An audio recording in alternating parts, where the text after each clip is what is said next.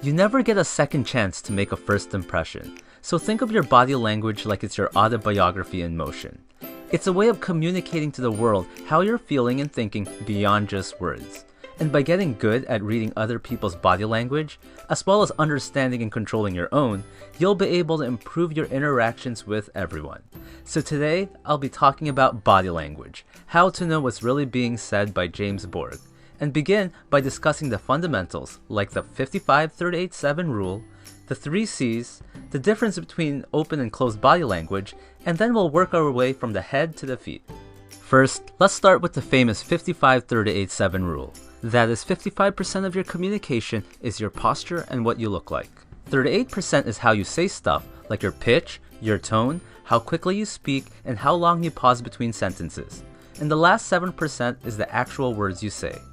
Now, some people misinterpret this rule by thinking that words are not important as long as you look confident, project the right impression, dress to kill, and then deliver your words with the right seductive pitch and tone. Instead, think of it this way. If your 55% of visual body language is bad, they won't even stick around to listen to the 38%. And similarly, if your 38% of how you sound is bad, then they won't even stick around to listen to your 7% of words. So words are still very important. How many times have you thought at a party, at work, or on a date that things were going good until they opened their mouth? The next thing to keep in mind are the 3 C's: context, congruence, and cluster. A person with their arms crossed does not always mean they're angry or being defensive. The person could just simply be cold. So you always have to look at the context. Next, if there's a mismatch on the 55-38-7 rule, we'll believe the higher one by default. So if you said in an honest tone that you didn't eat my cake, but you're rubbing your belly, then I'll believe my eyes. Now the last C is cluster. It's usually unwise to judge a single gesture for meaning, so we should always look for clusters of gestures to interpret body language.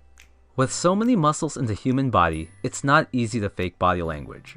No matter how good you think you are at controlling your anatomy, there will always be a leakage that give away your true feelings. We all pick up the subtle clues that others are sending out even though we may not be conscious of it. And of course, other people are doing the same with us. With that said, increasing your awareness is the first step to becoming a body language expert. So start paying attention to other people's actions and words as well as your own. Look at people's postures, gestures, and facial expressions from a distance and then try to deduce whether they're having an argument, a friendly conversation, flirting, or whatever. Just don't underestimate the power of awareness. Next, it's important to learn the difference between open and closed body language. Open body language can be hands being in view, possibly with exposed palms, suggesting you're vulnerable to others but you're comfortable about it. It can also include good eye contact with your legs and posture being free. Closed body language is what we tend to do during fight or flight situations, where we make the body appear smaller and to look for barriers to shield ourselves from the threat. This can be bringing the limbs closer to our body or crossing our arms or legs. This can also be little eye contact or even closing our eyes when somebody is talking. Open body language usually means comfortable, and closed body language usually means discomfort. As an exercise, put yourself in a closed position and notice how it will change your mood. Then observe other people and note how you perceive them. Then do this again in an open position. Remember that your body affects your mind just as much as your mind affects your body. Leonardo da Vinci says the eyes are the mirror to the soul. Now, it may surprise you that most communication is conveyed through the eyes more than any other part of the body. One of the simplest ways to ignore someone is to look away. I'm sure we've all done this when walking by a salesperson. Failing to make eye contact sends the signal that you're untrustworthy, uninterested, or not confident. The eyes are so powerful that a gaze just held a few seconds longer than usual can be extremely powerful. But it's important to look away from time to time to release the tension. Otherwise, people can subconsciously put you in the "I don't trust this person" category if you stare too long. Now with business and strangers, focus your gaze high and between their eyes or around their forehead. With friends, focus between their eyes and mouth. On an intimate level, and when flirting, focus between the chin, long enough to show interest, then gaze back to their eyes. Be careful with this one, but if a person's eyes move up, they might be accessing an image or visualizing something. If they're looking down, they might be accessing a feeling. and left or right, they might be trying to access some sort of sound. Next, an average blink is 8 to 15 times a minute. If someone is blinking rapidly or they flutter their eyelids, that could mean the person is anxious, sad, embarrassed, or even trying to hide something. Also, if you watch political interviews or just any two people interact, you might notice the person who feels more superior tends to blink less. Lastly, the eyes are also important in determining if a smile is real. Imagine how a host of a party might smile as he greets a guest he doesn't like and was just forced to invite, versus someone you know he genuinely likes. In fake or social smiles, the mouth tends to move sideways. In true smiles, the mouth tends to curve up, the eyes and cheeks are involved, it's symmetric, and tends to show teeth. Next, surveys have shown that the most charismatic, popular, and successful people are great listeners. We should listen using all our senses and understand that the true message is often not relayed through the words being spoken. This is why awareness is so important. It's also important to learn how much nodding helps in developing rapport.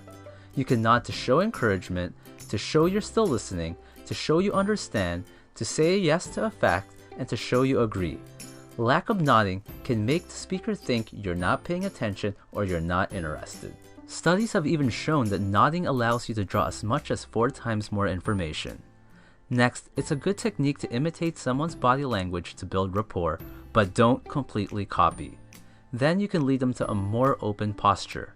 But try to avoid a closed posture, especially if you disagree with something, as that can be contagious.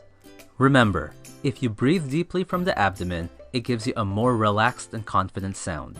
And remember that good posture is essential for good speech and image. A good technique to keep your posture in check is to scan your body from head to toe as you inhale, and then scan back to your head as you exhale. With enough practice, you'll be able to do this scan repeatedly even while in conversation, and it will also improve your awareness. The most effective speakers on stage use a lot of hand gestures. Research has shown that having your palms up as opposed to down is more likely to cause your listeners to interpret your message positively. We tend to associate an open hand with friendliness, honesty, and trust. On the opposite side, palms down or pointing fingers convey dominance or authority. Clasped hands convey a state of conflict and tension. The higher the hands are, the higher the resistance. Steepling hands convey confidence and wisdom. Consider trying them in a meeting or interview. Interlaced fingers is associated with nervousness or defensive, but when combined with a thumbs up, it conveys a positive gesture. Hands behind back shows confidence, and it's one of my favorites. But if a hand is gripping the wrist or arm of the other, then that usually signals nervousness. The hand to the face does not necessarily mean boredom. Sometimes it's a switch to intensify concentration. If the hand is folded into a fist, then the person may have heard something disturbing. But remember cluster and focus on the eyes as well to confirm. Next, the hand covering mouth usually conveys disagreement. Folded arms can convey discomfort, aggression, at times confidence, but is usually some sort of defense barrier. When I'm trying to persuade someone, especially in sales, I might give them a drink or get the person to do something or look at something to get them to uncross their arms, because I know as long as they remain in that position, their attitude will not change. Partial arms crossed are very common with women and often means discomfort or nervousness. Similarly, women are more likely to do the hand to the neck gesture, which is a way to comfort themselves. Men are more likely to put their hand under their chin. We are conditioned to turn towards things and people we like, so if a girl is flirting with 2 guys, check which direction her lower body is facing to see who she's more interested in. And if you're in a conversation and the person turns their lower body, it could mean that they need or want to go. Don't underestimate the lower body, especially for detecting lies.